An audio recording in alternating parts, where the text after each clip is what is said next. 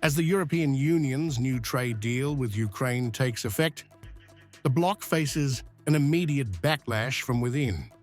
Hungary, Poland, and Slovakia have defied Brussels by keeping their national bans on Ukrainian imports, a move that directly challenges EU rules and exposes the growing divide over how far Europe should go in supporting Kyiv.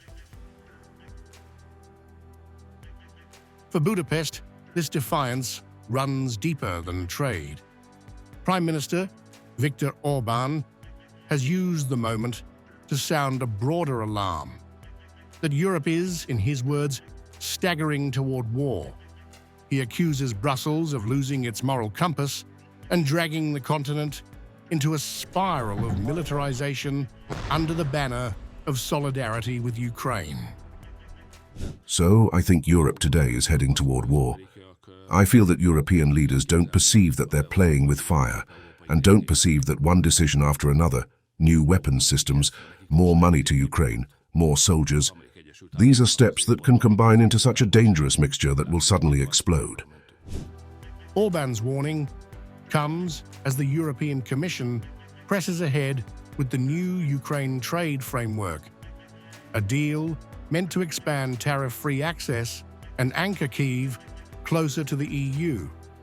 But while Brussels celebrates economic partnership, Budapest and its allies see overreach, a policy that ignores public weariness and the cost of prolonged confrontation with Moscow.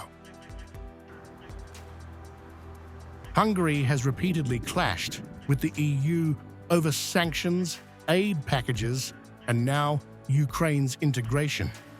Orbán says Europe is morally and financially drained, accusing the bloc of funding a war that cannot be won and of forcing member states to bankroll it through mounting debts and higher taxes. The first and most important thesis statement, I think, is that whoever supports Ukraine supports the war. And since war needs money, whoever supports Ukraine and thus the war also supports tax increases and money extraction from national governments, because Brussels has no money. The Hungarian leader argues the EU has lost sight of peace and turned Ukraine into a financial sinkhole, with more than a fifth of the next 7-year budget now earmarked for Kyiv.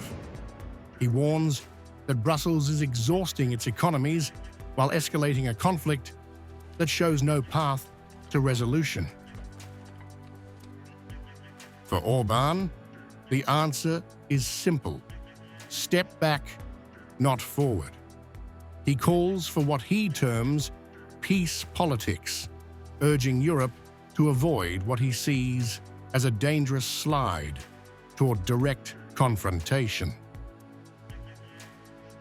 As the new trade deal tests the EU's cohesion, Orbán's defiance, both political and moral, underscores a deeper question haunting Europe. How long can the bloc sustain unity on Ukraine when its own members believe the road Brussels is paving leads not to peace, but to war?